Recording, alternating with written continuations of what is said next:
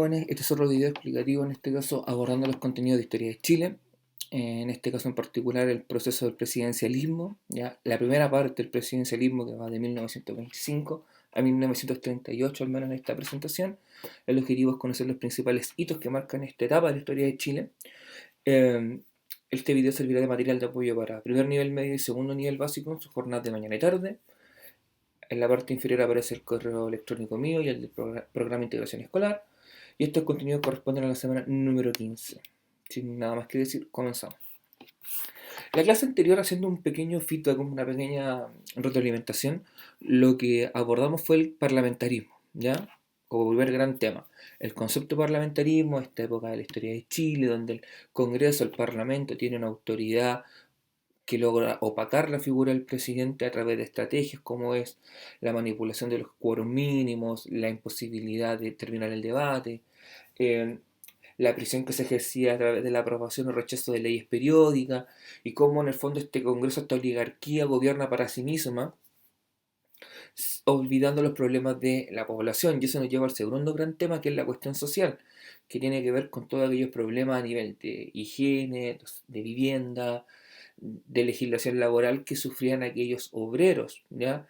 El trabajador que trabajaba, valga la redundancia, en la faena del carbón, en Lota, en Coronel, la minería del salitre, en los puertos, en las ciudades como Santiago, Concepción, Serena, ¿ya? También nos enfocamos a nivel de vivienda, la precariedad de la vivienda, destacaban los CITES, los conventillos, los cuartos redondos, ¿ya? Y también, por último punto clave que tocamos, fue la represión que ejerce el Estado, la élite política, dirigente del país sobre los trabajadores, que se vio reflejada en masacres, como fue la masacre de la Escuela Santa María, o la huelga de la carne, que terminó con decenas de trabajadores siendo asesinados por las fuerzas de orden. Bien, ahora, durante la época presidencialista, al menos en la primera parte que vamos a abordar, gobiernan tres presidentes y hay un periodo de anarquía o de inestabilidad, ¿ya? Primero está Emiliano Figueroa, que gobierna 2 años, deja el puesto llamando a elecciones para que fuera electo Carlos Ibáñez del Campo, que era militar, ¿ya? Era un oficial que estuvo ahí dentro de ese episodio del ruido de sables, ¿ya? Luego viene la crisis del 29, la inestabilidad política que genera, y aparece lo que es esta época de anarquía o época de inestabilidad política, donde destaca la República Socialista, y aparece la figura de Marmaduke Grove. Él era un comodoro del aire, era un oficial de la Fuerza Aérea, quien intenta imponer en Chile una república de corte socialista. Fracasa, dura muy poco tiempo, y luego se llama nuevamente a este tipo, Arturo Alessandri Palma, que venga a gobernar por segunda vez para ordenar la casa, para ordenar el país. Bien, ahora, primer aspecto relevante, la Constitución de 1925, que viene a reemplazar la de 1833. ¿Ya?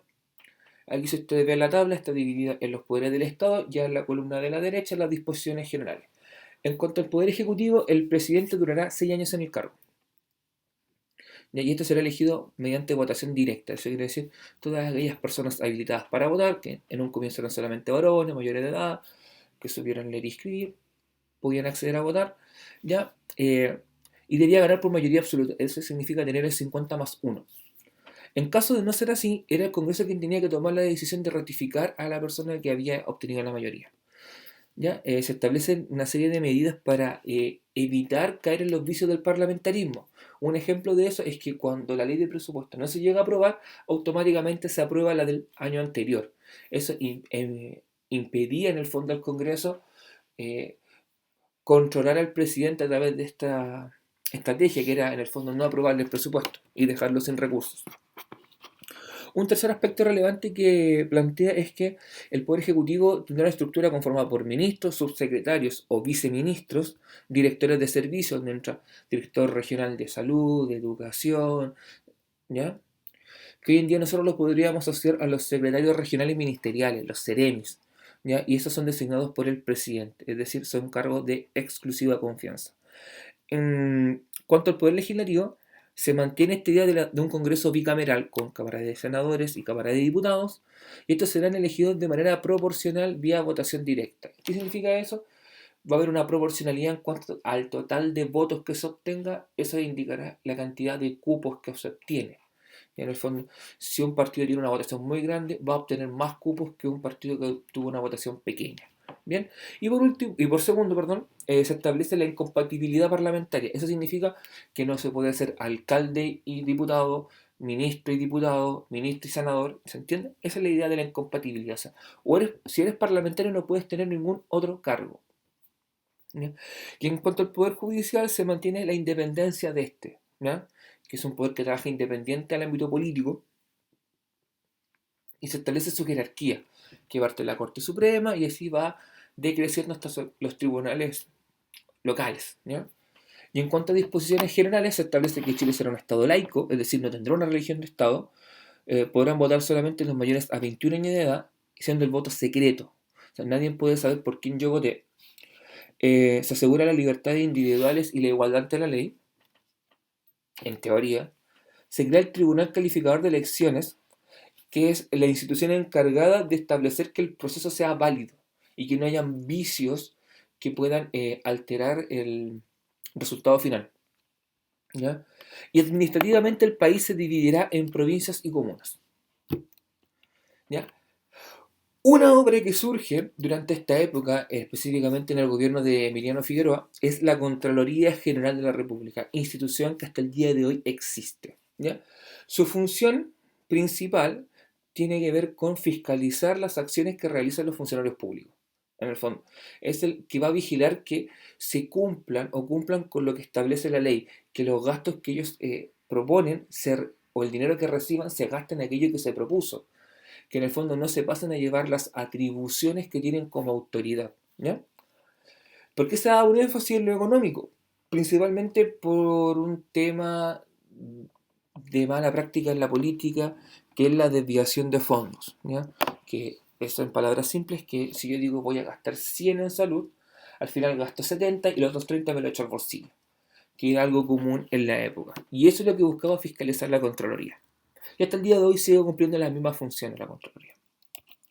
En el ámbito económico, en el año 1925, ya saliendo Alessandri, entrando Emiliano Figueroa, nos encontramos con la misión Kemmerer. La misión Kemmerer es una misión económica, en el fondo se le llama misión porque se invitan a especialistas internacionales para que den propuestas de cómo modernizar, de cómo mejorar en el ámbito económico, ¿ya?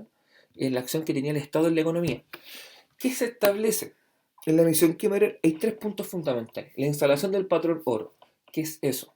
Es que en el fondo todo el dinero que se emita, todo el dinero que esté circulando en el territorio debe tener un respaldo en metálico, debe tener un respaldo en oro. Por ejemplo, si el Banco Central, que es otra institución que vamos a hablar un poquito más adelante, imprime 10 millones en billetes, esos 10 millones deben tener un respaldo en oro.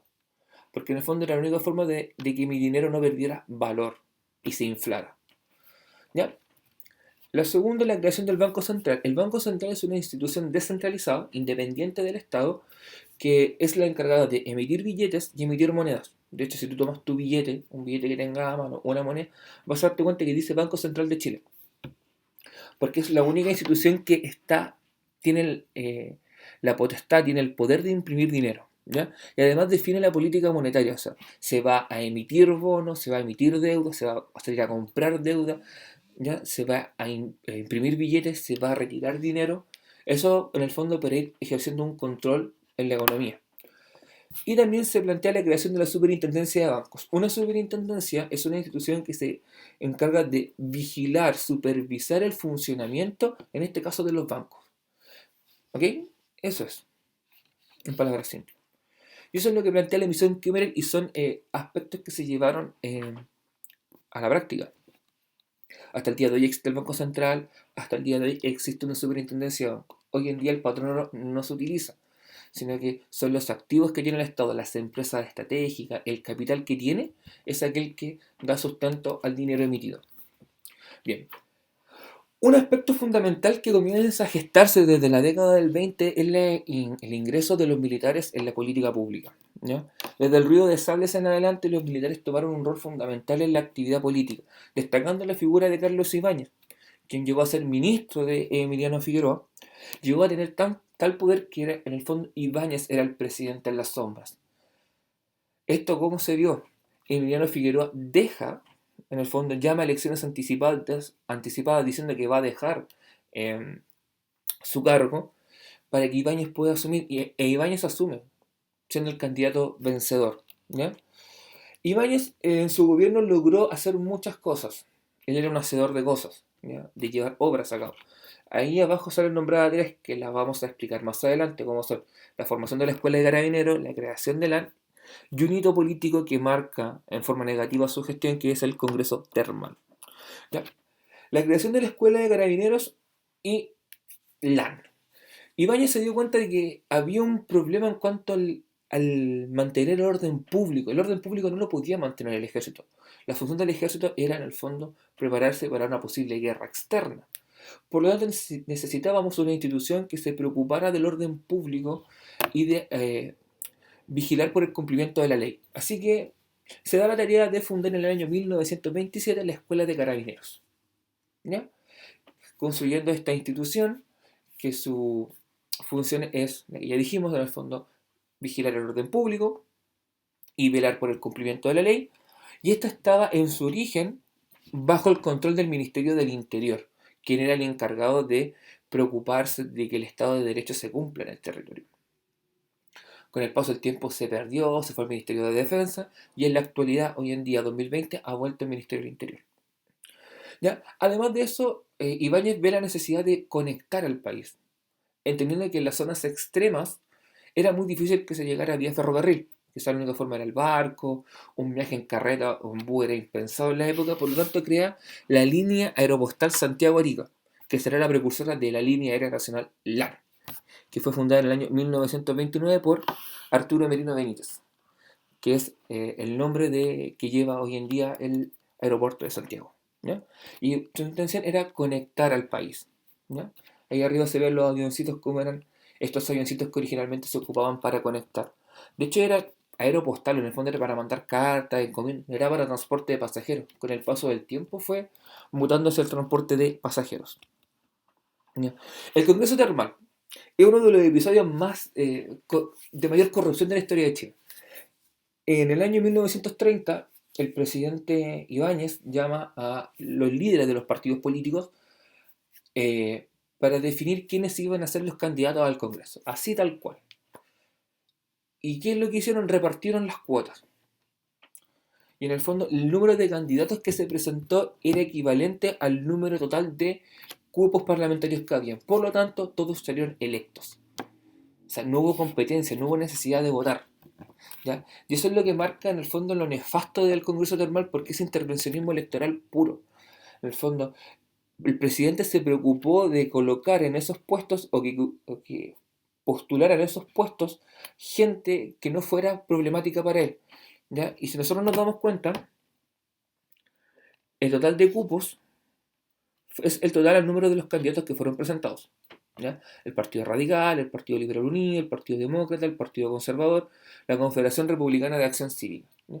En el fondo, corrupción política en su estado puro. ¿Ya? Y esta época del Congreso Termal durará hasta el año 34. Pasamos quizás al gran hito internacional que afecta en esta época a Chile, que es la crisis del 29. La crisis del 29, si bien es una crisis global, pegó en forma significativa a los países que eran monoexportadores, es decir, solamente exportaban un producto hacia afuera y dependían mucho de eh, cómo estaba el mercado en esos lugares. Porque si en esos lugares el mercado estaba mal, la situación económica estaba mal, no iban a comprar este producto. ¿Qué fue lo que le ocurrió a Chile con el salitre? ¿Ya? Los principales compradores de salitre para Chile eran Gran Bretaña y Estados Unidos, se fueron a quiebra, una crisis muy profunda que los llevó a no comprar salitre.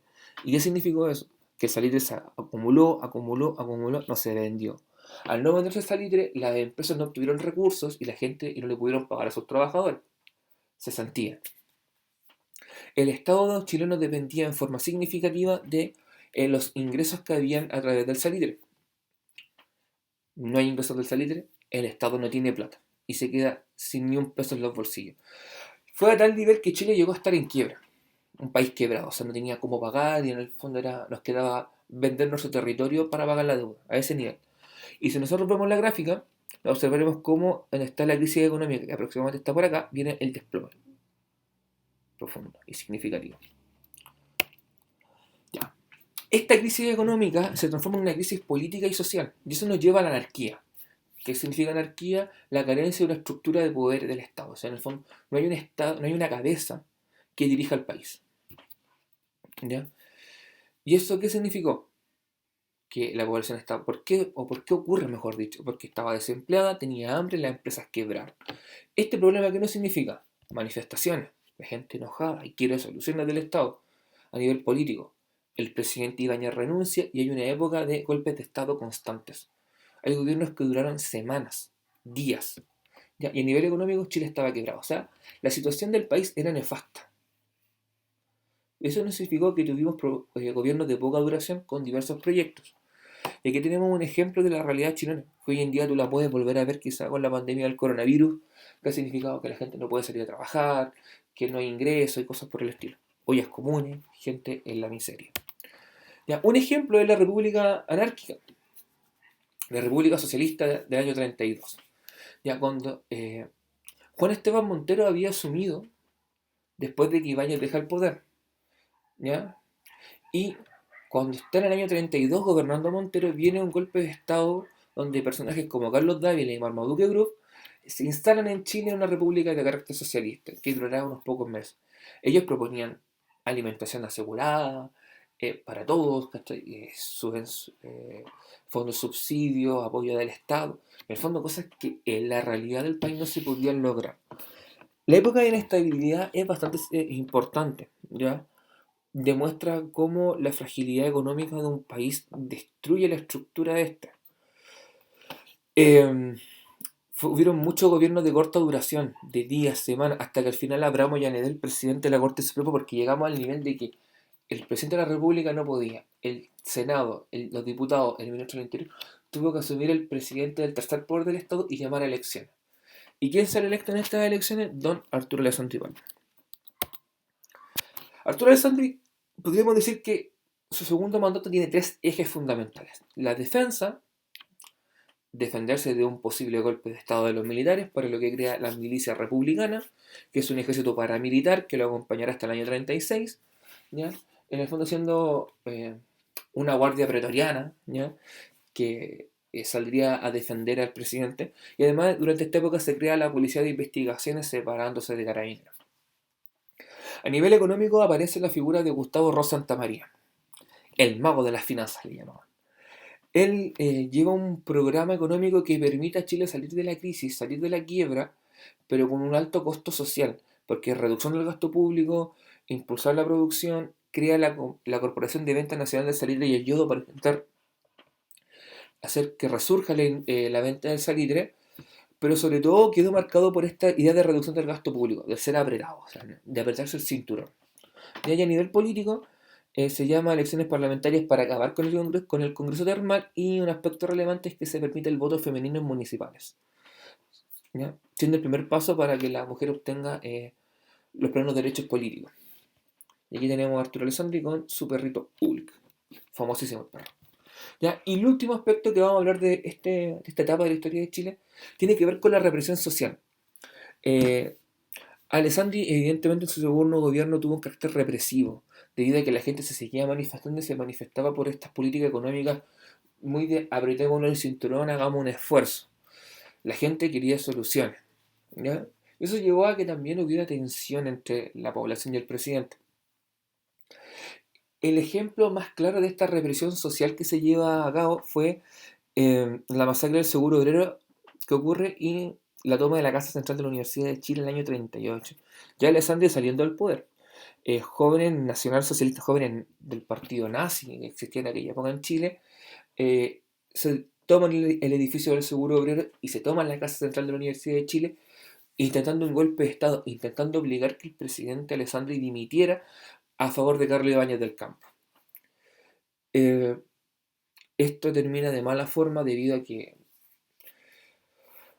gran cantidad de estos jóvenes fueron acribillados, asesinados o ejecutados, mejor dicho, por las fuerzas de orden, en este caso Carabineros. Fueron 58 personas, ¿ya? y esto marcaría el fin del Partido Socialista en Chile, al menos oficialmente. Ya, en síntesis, ¿qué vimos el día de hoy, chiquillos?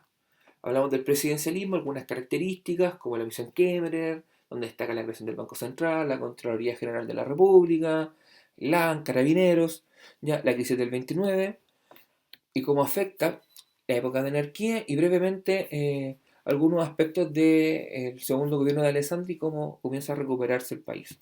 ¿Ya? Hay un glosario, bastante breve en este caso, y aquí hay un ejemplo de pregunta que tiene que ver con una gráfica que aparecía en un comienzo, creo que a mediados de la presentación donde hablábamos de la crisis del 29. ¿Ya? A partir del gráfico responde a las siguientes preguntas. ¿Cuál es el impacto que tiene la crisis de 1929 en la producción salitrera chilena? Si nosotros nos damos cuenta, la crisis económica probablemente viene en este sector. ¿Ya? Sabemos que la crisis del 29, si aquí marca el 32, yo tengo que ver unos añitos antes. 30, 29, 28 y así etc. ¿Ya?